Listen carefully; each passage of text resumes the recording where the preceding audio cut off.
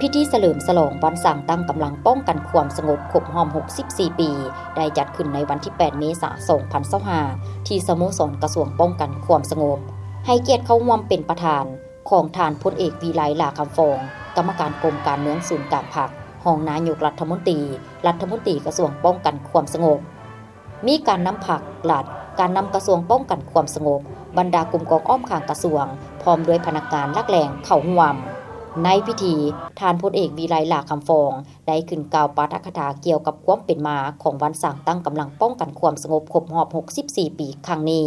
แม้นดำเนินไปด้วยบรรยากาศที่ทั่วภาคทั่วกำลังประกอบอาวุธและทั่วปวงชนเหล่าทั้งชาติพร้อมขุนเขียวในการพันขยายมาติกองประชุมใหญ่ครั้งที่ 11 ของภาคระยะท้ายสมัยแผนพัฒนาเศรษฐกิจ5 ปีครั้งที่ 9 2 วาระแห่งชาติคือวาระแห่งชาติว่าด้วยการแก้ไขความยุ่งยากทางด้านเศรษฐกิจการเงินและแก้ไขปัญหายาเสพติดทางได้ยู่แห่งขบวนการสร้างผลงานเพื่อคำนำหับต้อน3 วันประวัติศาสตร์ไปพร้อมกับการดำเนินกองประชุมใหญ่3 คันเพื่อกะเกี่ยมความพร้อมหอบด้านก้าวเข้าสู่กองประชุมใหญ่ผู้แทนทั่วประเทศของพรรคครั้งที่ 12 ที่จะดำเนินในต่อหน้าอย่างฟุดฟื้นการกำเนิดของกำลังป้องกันความสงบประชาชนลาวแม้นมีความหมายสำคัญทางด้านการเมืองอันใหญ่หลวงในประวัติศาสตร์ของชาติลาวนับแต่มือสร้างตั้งกำลังป้องกันความสงบได้เสื่อมซึมและปฏิบัติ3 หน้าที่4 การพัวพันได้เป็นอย่างดีตลอดมา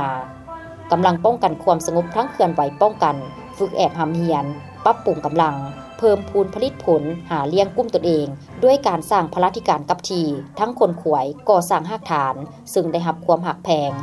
สู้ช่วยเหลือจากประชาชนตลอดมา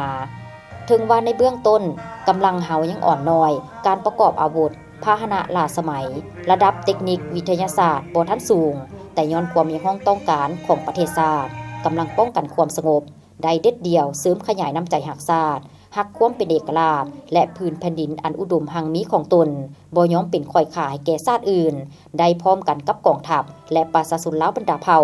ต่อสู้ต้านการหุงหารของจักรพรรดิภายนอกและลูกแหล่งตีมือขายชาติ64 ปีแห่งการกำเนิดและเติบใหญ่ขยายตัวของกำลังป้องกันความสงบภายใต้การนำพาของพรรคประชาชนปฏิวัติลาวแม้นประวัติศาสตร์แห่งการทดสอบอันใหญ่หลวงในการต่อสู้อันยืนยาวนานเพื่อญาติเอาความเป็นเอกราชแห่งชาติตลอดระยะทางอันละเอียดละเอียวยุ่งยากลำบากที่สุดนั้นแต่ก็เปรียบล้นไปด้วยผลงานและไสสนะอันสง่าราศีภายใต้การนำพาอันสละทรงใสของพรรคประชาชนปฏิวัติลาวกำลังพวกเฮาได้สามัคคีเป็นจิตหนึ่งใจเดียวในการปฏิบัติหน้าที่การเมืองทั้งประสานสู่หบอย่างพิลาภาญออกแห่งปรับปรุงก่อสร้างกำลังของตนให้นับมือเข้มแข็งและขยายตัวเป็นลำดับมาตลอดระยะ50 ปีแห่งการปฏิบัติ2 หน้าที่ยุทธศาสตร์ของพรรคคือปกปักรักษาและสร้างสรรค์พัฒนาประเทศชาติบรรดากำลังประกอบอาวุธประชาชนลาวเว้ารวมเว้าเฉพาะแม้นกำลังป้องกันความสงบประชาชนลาวได้กลายเป็นกำลังหลักแรงในการปฏิบัติแนวทางป้องกันชาติป้องกันความสงบทั่วปวงชนรอบด้านของพรรคติดพันกับการพัฒนาชนบทและเวียกงานสามสร้างวาระแห่งชาติว่าด้วยการแก้ไขปัญหายาเสพติดเด็ดเดียวปฏิบัติแนวทางเปลี่ยนแปลงใหม่ของพรรครักษาและเสริมขยายธาตุแท้ปฏิวัติมูลเสื้ออันดีงามของชาติฝึกฝนหล่อหลอมทัศนะคุณสมบัติศีลธรรมปฏิบัติตั้งหน้าปรับปรุงก่อสร้างกำลังของตนให้นับมือนับเข้มแข็งในทุกด้านฮู้อิงใส่กำลังแห้งสังรวมของทั่วปวงชน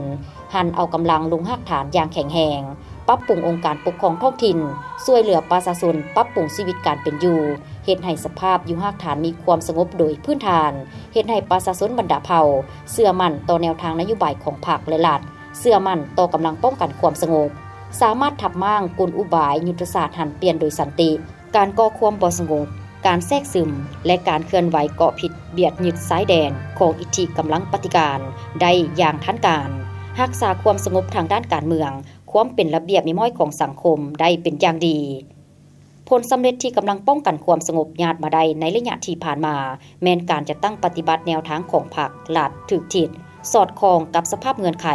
และจุดพิเศษของกำลังป้องกันความสงบแม้นมากผลของความบากบั่นบุกบืนสู่ชนด้วยความมณอดทนเด็ดเดียวเหนียวแน่นและความสามัคคีเป็นปึกแผ่นของสมาชิกพรรคพนักงานนักรบในทั่วกำลังที่ได้ตั้งหน้าทุ่มเทเหือแหงสติปัญญาประกอบส่วนเข้าร่วมจัดตั้งปฏิบัติด้วยความเป็นเจ้าการอย่างตั้งหน้าอันได้แสดงให้เห็นว่าภายใต้การนำพาของพรรค กำลังป้องกันความสงบแม้นได้เสริมขยายถาดแท้มูลเสื้อของกำลังประกอบอาวุธปฏิบัติ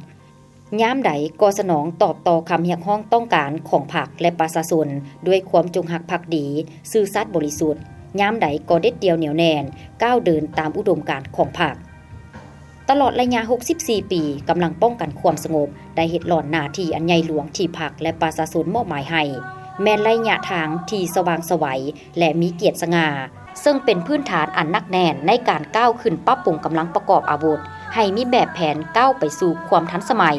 เพื่ออนาคตอันสดใสของประเทศชาติและสืบต่อเสริมขยายมูลเสื้อผลงานที่ญาติมาได้และสืบต่อปฏิบัติแนวทางเปลี่ยนแปลงใหม่ของพรรคปฏิบัติหน้าที่การเมืองให้มีมากผลดีขึ้นกว่าเก่า